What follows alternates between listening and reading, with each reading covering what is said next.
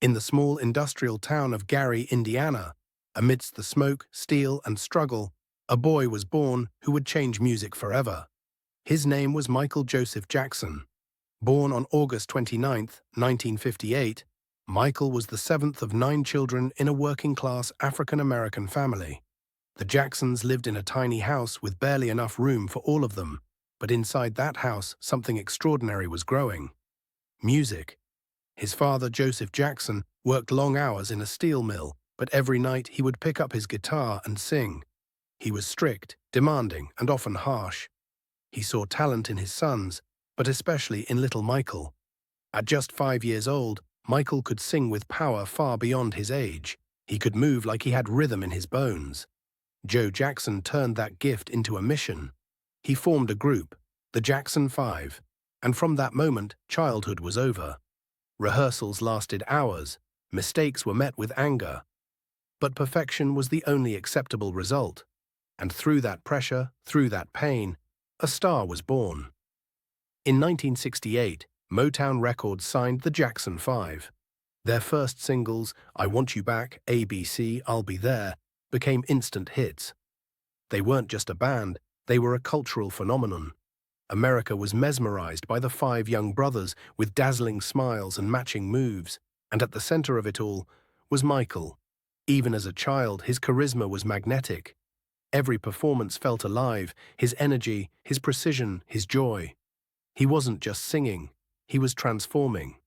But behind that smile was a boy who carried the weight of a dream much bigger than himself. As fame consumed the Jackson 5, Michael grew up in the spotlight. His every word, every move watched, judged, adored. He missed out on childhood, on freedom, on innocence. The stage was his playground, the audience, his only friends. By the late 1970s, Michael began to feel trapped. He wanted to break free from his family's shadow, to create his own sound, his own identity. And then came Off the Wall in 1979. With producer Quincy Jones, Michael crafted something new, a fusion of soul, funk, pop, and disco that made the world dance. The album sold millions. It won awards. But Michael wasn't satisfied. He wanted to be the greatest artist who ever lived. 3 years later, he did it. Thriller, 1982. The album that changed everything. The beats, the videos, the dance moves. Every note felt like magic. Billie Jean, Beat It, Thriller, each became a cultural earthquake. MTV, once hesitant to play black artists, couldn't ignore him. Michael Jackson broke barriers, shattered records, and became a symbol of unity through music. He wasn't just the king of pop. He was the king of the world. The moonwalk, the glove, the red jacket, they became icons of an entire generation. But behind the perfection was a man chasing something he could never quite reach: peace. As the 1980s rolled on, Michael's life grew more complex.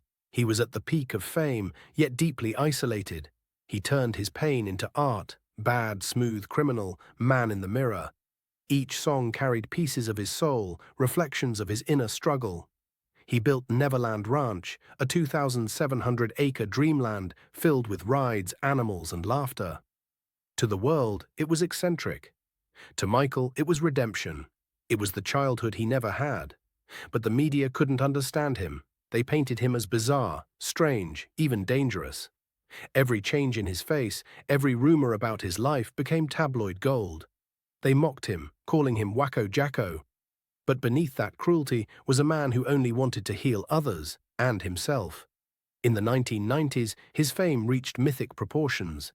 He performed in front of hundreds of thousands. He met presidents, kings, and the Pope.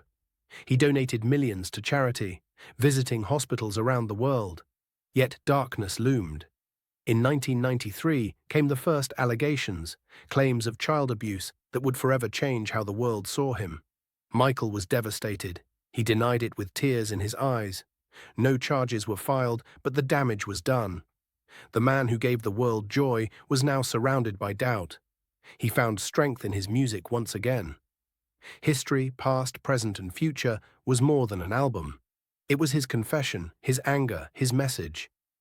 In songs like Scream and They Don't Care About Us, he lashed out at the media, at the pain, at the lies. And in Earth Song, he reminded the world that despite his wounds, his heart still beat for humanity. But fame can be unforgiving.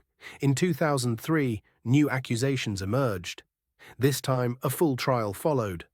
The world watched as Michael Jackson, the most famous man on Earth, stood in court, pale, fragile, trembling.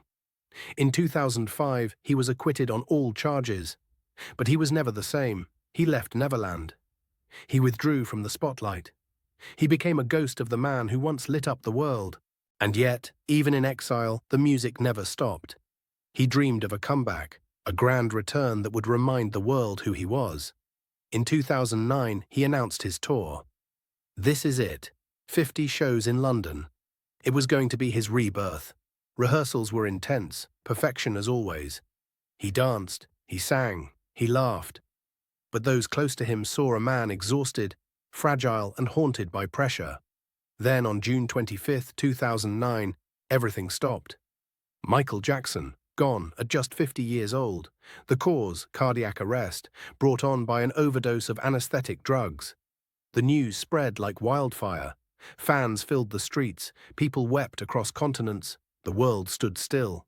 Because when he died, a part of music died with him. But legends don't really die. Michael Jackson's legacy still echoes through time. More than 400 million records sold, more than 40 years of art that changed the world, and an influence that lives in every beat, every move, every dreamer. He inspired artists from every corner of the planet, from pop to hip-hop, from dance to fashion. His videos are still studied, his moves still copied, his songs still sung. He showed us that art can transcend race, language, and generations. That music can heal, that fame can destroy, and that genius often walks hand in hand with pain. In one of his last interviews, he said softly, "I'm just a person who wants to make people happy." That's all. And maybe that's what he really was. Not a king, not a myth, not a controversy, but a man who gave his soul to make the world dance. When you hear the first note of Billie Jean, when you see that glide of the moonwalk, when you feel that electric spark deep in your chest, that's not just music, that's Michael. Because he wasn't just in the spotlight, he was the light. And though the man is gone, the magic remains.